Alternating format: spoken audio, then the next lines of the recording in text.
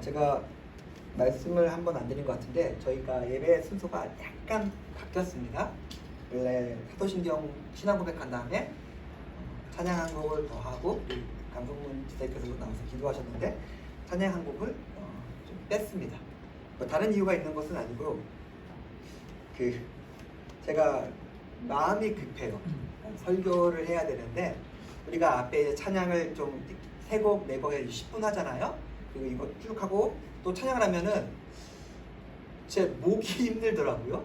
그래서 설교 시간에 목소리가 안 나오는 경우가 있어가지고 그래도 목사는 그래도 우리가 장로교 개혁교회인데 그 핵심은 말씀을 보고 메시지를 전하는 것에 있는데 그게 힘들어지면 안 되겠구나라고 생각해서 이 시간을 조정을 한 겁니다. 그러니까 중심은 우리가 함께 나와서 예배하고 말씀을 나누는 곳에 있기 때문에 그렇게 한 것이었어요. 비슷한 얘기를 하나 더 해볼까요? 제가 올 여름에 휴가 가서 경북에 있다가 영주의 소수소원이라는 곳을 방문한 적이 있습니다. 그러니까 굉장히 오래된 유서 깊은 유림의 서원이에요. 그러니까 지방 대학이라고 할 수도 있고 뭐 여러 가지로 얘기할 수는 있을 것 같은데 되게 예뻤어요. 예쁘고 잘 꾸며졌습니다. 그리고 생각하지 못했는데 약순물이 너무 맛있어가지고 벌컥 마시고 저희 아이는 나오다가 다시 약순물 먹겠다고 또 한 번 더 들어가고 굉장히 좋은 곳이었습니다. 근데 좀 개인적으로 아쉬웠어요. 아쉬운 게 뭐냐면 예쁘고 좋고 나름 좋은 시간을 가진 건 맞는데 뭐지? 여기는 메시지가 없네. 그러니까 책은 쌓아놓고 족보는 쌓아놓고 역사는 쌓아놓았는데 그것들을 잘 설명해서 이곳이 가지는 의미는 어떤 것이고 이것이 현대를 살아가는 우리에게 주는 의미는 무엇인지를 보여줘야 되는 거 아닌가?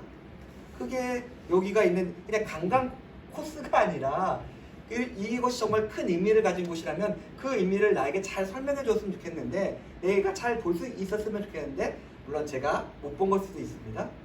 모르겠다. 못 보겠다. 라는 생각이 들더라고요. 그래서 좀 아쉬웠어요.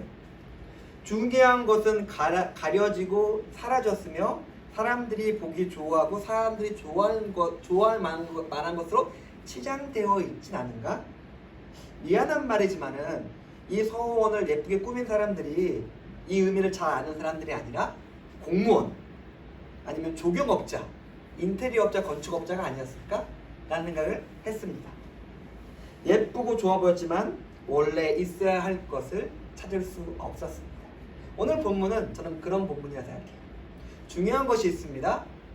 핵심적인 것이 있어요.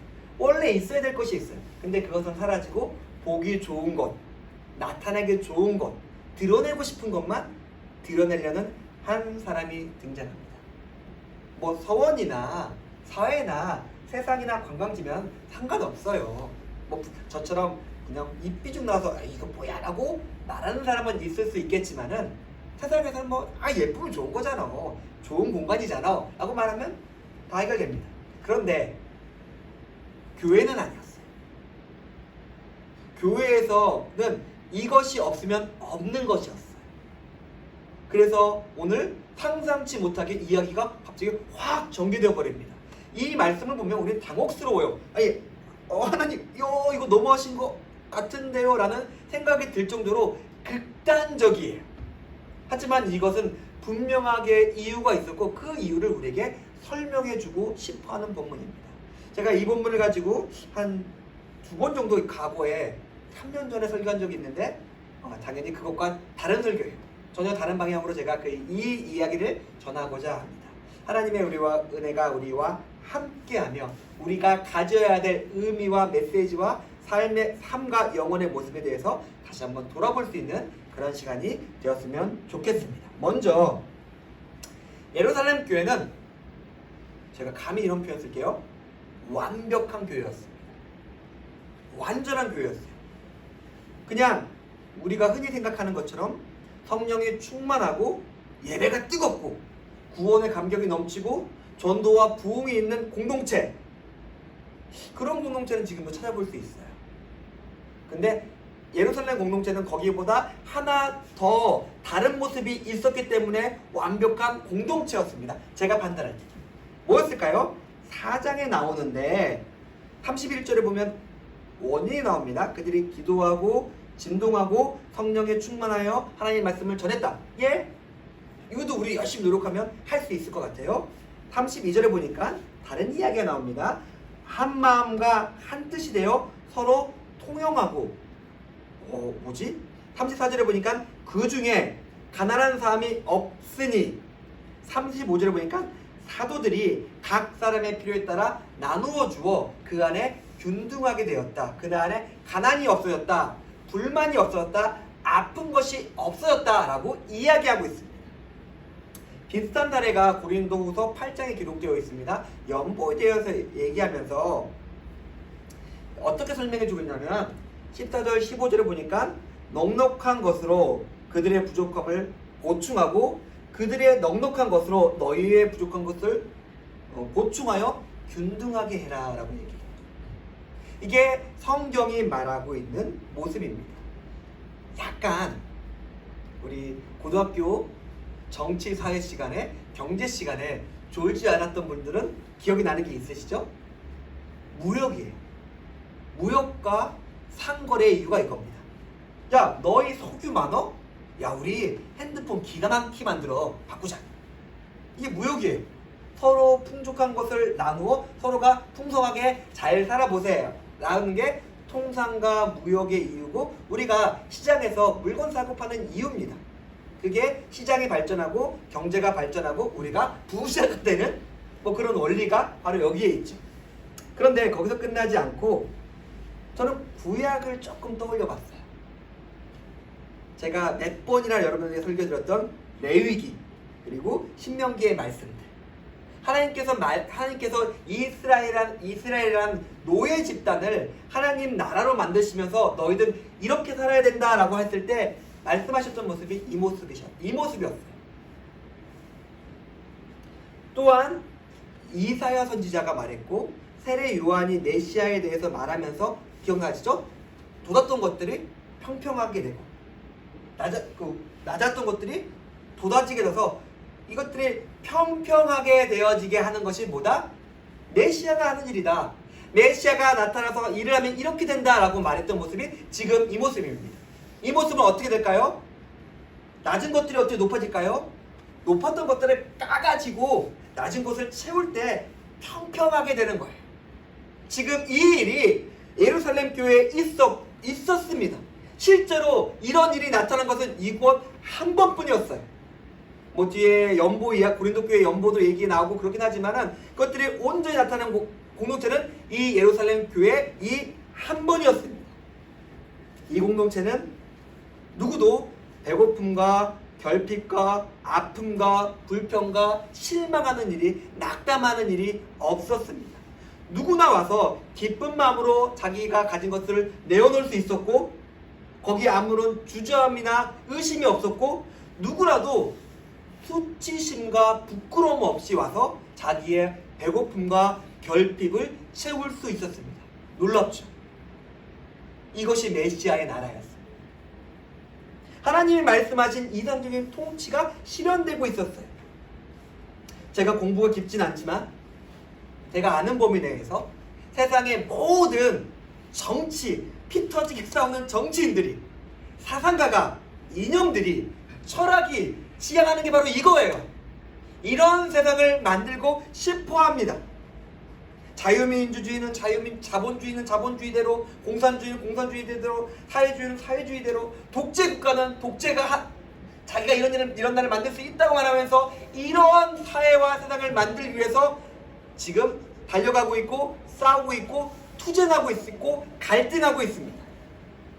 하지만 우리는 모두 알고 있습니다. 뭐를요? 모두 실패했습니다. 공산주의건 사회주의건 자본주의건 이런 세상을 만들겠다고 말은 했는데 우리가 지금 잘 살고 있잖아요. 지금 굉장히 발전하고. 근데 매번 나오는 거 뭡니까? 불평등, 빈부격차예요. 만들 수가 없어요. 왜 그럴까요? 그 이유가 오늘 나옵니다. 아나니아가 2절에 보이는 태도예요. 얼마를 더 가지려고 해요. 내가 조금 더 얼마를 더 가져야겠다. 나에게 이만큼은 더 있어야겠다. 사람들은 이런 마음을 가지고 있습니다. 뭐 이렇게 해야 된다 라고 말을 해요. 그럴 때 어떻게 말하냐면, 내가 굳이? 내가 왜? 내가 무슨 이유로? 자기가 가진 것을 더 내놓아야 된다고 말했을 때 동의하지 않아요. 야, 그거는 빨갱이들이 하는 말이지 라고 말합니다. 우리 시대의 언어로 얘기하면. 그렇게 얘기하니까 저쪽에서는 배워진 적이 있는지 모르겠지만 폭력 혁명론, 뭐 마르크스 5대 사상 하면서 말했던 것들 있죠. 그래, 야, 애들 안 내놓으니까 가서 때려잡자 라고 얘기하는 게 공산주의예요. 거창한 말 할 필요 없을 것 같습니다. 아나니아 모습 보면 돼. 내가 조금 더 가져야 될 것 같다 라고 하면서 그것을 가지려는 마음입니다. 저는 뭐 여러 가지 이야기는 좀 뒤에서 나누겠지만은 우리가 가장 조심해야 될 태도가 여기 있다고 생각해요. 내가 굳이? 내가 피곤하게? 내가 왜? 하면서 이유를 찾는 그런 마음이 우리에게 있다면 우리는 아나니아 쪽이에요. 내가 덜 손해보고 내가 덜 피곤하고 나의 것을 갖고 나의 유익을 누리겠다라고 생각하고 있다면 우리는 이쪽에 가깝습니다. 사랑분들님들, 저는 얼마가 아까운 사람들은 어떻게 되냐면 조금도 내지 않으려고 할 겁니다. 네요? 이것도 하다가 결국 자기 것이 아까워서 아무것도 내놓지 못하기 때문에 그래요. 저는 믿음의 분량이라는 게 있다고 생각합니다. 성경에서 요구하는 거는 우리가 저도 지금 아파트 팔아서 교회 헌금 못해요. 아니, 애들도 있고 저도 살아야 되는데 어떻게 아파트 팔아서 제가 헌금할 수 있겠습니까? 그러나 저의 믿음의 분량이 있어요. 하나님께서 제게 말씀하시고 제게 명령하시고 제가 헌신하고 결단한 믿음의 분량대로 저는 신앙생활을 하고 있습니다. 근데 거기에서 저는 아까워하지 않아요. 하나님께서 말씀하시고 약속하신 이 범위에서 저는 충분히 이만큼 하겠습니다. 감사함으로 기쁨으로 하나님과 함께할 수 있습니다. 믿음의 분량대로 그것을 아까워하지 않는 마음이 중요한 거지 우리가 뭐 다 낸다 안 낸다 그런 건 상관이 없어요. 근데 아나니아의 문제가 바로 여기 있었습니다. 베드로는 이렇게 표현해요. 야, 가만 보니까 사탄이 내 마음에 가득하다라고 이야기합니다. 뭘까요?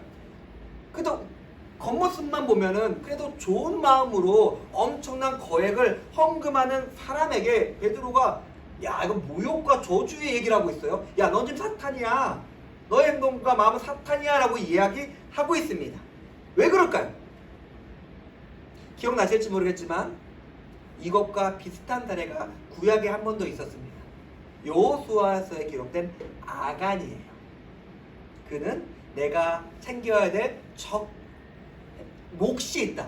내가 당연히 이렇게 고생하고 힘들었는데 목숨 걸고 싸웠는데 이만큼 챙기는 것이 나의 몫 아니야? 당연한 거 아니야? 라고 생각했습니다. 자기가 보기에 적당한 것을 자기 것으로 돌렸습니다. 여호수아 7장에서 이 야간의 행동이 이렇게 정의 내립니다. 언약을 어겼다. 이게 아간이 그냥 세상 사람이었으면 하나님을 모르는 사람이었으면 아무 상관없어요. 자기에게 자기의 권리를 주장할 수 있어요. 하지만 그의 정체성은 하나님의 백성이었고 하나님의 백성의 정체성의 그 근본은 언약이었어요. 너희가 이렇게 행하면 내 백성이다 라고 말씀하셨습니다. 근데 아간은 그것을 어겼습니다. 아나니아는 어땠을까요? 아나니아도 하나님의 백성이었습니다. 구약에는 언약이었지만 지금 이 시대에는 성령이었어요. 너가 성령을 속였다. 그래서 너는 하나님의 백성이 아니다. 지금 네 마음속에 살아계신 성령님이 계시고 성령님께서 말씀하시고 너가 해야 될 일을 보여주시는데 너가 그것을 어겼다. 그렇기 때문에 너는 하나님의 백성이 아니다 라고 이야기하고 있습니다. 그들의 정체성은 하나님의 백성이었고 하나님의 백성으로 따라갈 때 삶의 모습이 있었는데 그것을 따라가지 않고 얼마를 더 가지려는 탐욕에 이끌려 그랬던 행동을 했기 때문에 그들은 하나님의 백성에서 끊어진 것입니다. 아나니아에게 반성과 변명과 회개의 기회는 주어지지 않았어요. 기억해 볼까요? 우리 예수님 볼까요? 가룟 유다도 끝까지 붙잡으려고 노력했던 분이었어요. 예수님의 모습을 보면 사람들마다 안타까워하시면서 그들에게 회개하고 돌아올 기회를 어떻게든 주시려고 예수님은 애를 쓰셨습니다. 근데 베드로는 야 너무한 거 아니야? 바로 단번에 말 한마디 끊을 기회를 주지 않고 그는 죽었습니다. 왜 그랬을까요? 저는 아나니아의 죽은 이유를 제가 앞에서 탐욕에 대해서 말씀드렸지만은 4장 맨 마지막에 보면 한 사람이 나옵니다. 바나바예요. 굉장히 좋은 사람으로 사람들이 다 칭찬합니다. 그 모습을 보고 아나니아가 이렇게 행동한 거예요. 근데 달랐죠. 그 아나니아가 죽은 이유는 뭐냐면 자기가 갖고 있었던 평판보다 자기가 있었던 자리보다 더 높은 곳을 올라가고 싶었어요. 그가 있어야 될 것보다 더 높은 곳을 올라가고 싶었습니다. 그런 마음이 있을 수 있죠. 근데 그것을 위해서 어떻게 했습니까? 거짓을 행했어요. 예수님께서 말씀하셨죠? 상석에 높은 자리에 가려고 하지 마라. 그냥 네 자리에 있어라. 이것 때문에 그래요. 교회에서의 상석은 내가 찾아가서 쟁취하거나 내가 앉는 곳이 아니라 사람들이 띄워져서 거기에 앉히는 것입니다. 내가 올라가는 것이 아니라 하나님께서 함께 하시고 하나님의 공동체가 세우는 자리예요. 바나바가 그랬어요. 근데 그게 너무 멋져 보였어요. 하나님, 나도 저 자리에 가고 싶다. 높은 곳에 서고 싶은 마음, 다른 말로 해서 그의 교만이, 그러면서 재물을 사랑하는 탐욕이 그를 죽게 만들었습니다. 여기서 우리가 명확하게 한 가지를 알 수 있습니다. 교만과 탐욕을 가지고 하나님의 공동체에 머무를 수 있는 방법은 없습니다. 지금 성경 본문은 그것을 너무나 명확히 보여주고 있는 거예요. 너가 높은 자리에 가고 싶어? 너가 다른 사람 위에 군림하고 싶어? 다른 사람 앞에서 위에서 더 빛나서 다른 사람들 위에서 우러름을 받고 싶어? 그럼 여기에 사람 아니야 하고 끊어버리십니다. 이 죽음을 간단히 정리할 수 있습니다. 제거예요. 안 돼. 썩은 부분이에요. 요네. 하나님의 공동체에서 썩은 부분은 교만이었고 탐욕이었습니다. 그것은 어떻게 회복될 수 있는 것이 아니기 때문에 바로 잘라버렸습니다. 예수님, 우리가 제가 몇 번 요 근래 말씀드렸던 성령 회방죄와 성령 모욕죄에 대해서 제가 말씀 몇 번 드렸어요.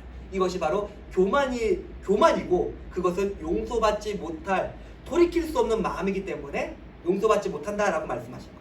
하나님께서 용서하실 생각이 없는 것이 아니라 용서받을 수 있는 방법이 없기 때문에 용서받지 못한다는 것입니다. 그 교만이 지금 아나니아를 통해서 보여지고 있습니다.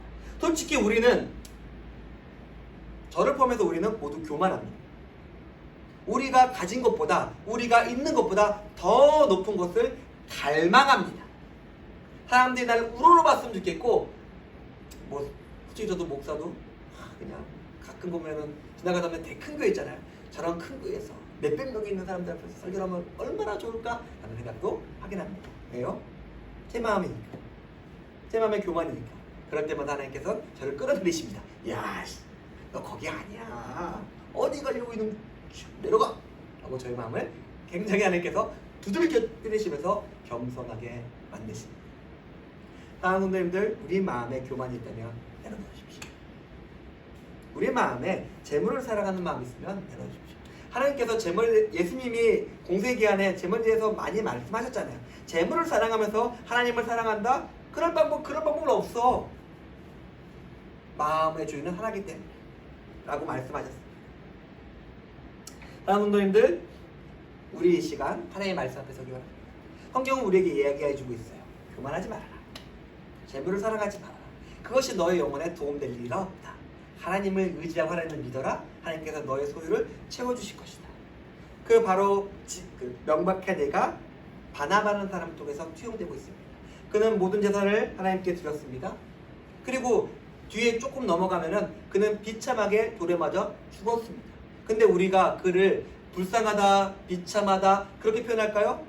아름답다, 영광스럽다라는 표현을 하고 있고, 바나바가 죽었을 때 바라봤던 그 하나님의 영광스러운 자리에 올라가서 정말 빛나고 있을 것이다 라고 우리는 알고 있습니다. 우리를 구원하지 못하고 우리를 파괴하는 것들에 우리의 마음과 우리의 삶을 쏟아붓지 않았으면 좋겠습니다. 열심히 살아야겠죠. 하지만 그것이 내 믿음의 분량을 내 믿음의 분량을 깨고 들어온다면 당연히 거기서 우리는 그것을 잘라내야 됩니다. 그것을 제거하지 못하면 아나니아의 이야기가 우리의 이야기가 될 수 있음을 우리가 기억했으면 좋겠습니다. 성령을 속이려 하지 말고 하나님을 의지하십시오. 하나님께서 우리와 함께 하시고 우리의 모습을 통해서 하나님의 그 바나바와 같이 영광스러운 모습을 이 땅 가운데 나타내실 것입니다. 우리 이 시간 같이 기도하면서 이렇게 나갔으면 좋겠습니다. 하나님, 이 시간에 우리가 우리의 마음의 교만을 봅니다. 주님, 제가 너무 돈을 사랑합니다. 근데 그것이 가끔 제 믿음의 분량을 넘어서 들어올 때가 있습니다. 주님께서 제 안에 만들어주신 그 좋은 믿음의 분량을 지키며 믿음의 분량대로 생각하며 행동하며 드리며 예배하며 살아갈 수 있게 주님 도와주십시오. 제가 그것을 지키겠습니다. 성령 하나님께서 나와 함께 해주십시오. 우리 그렇게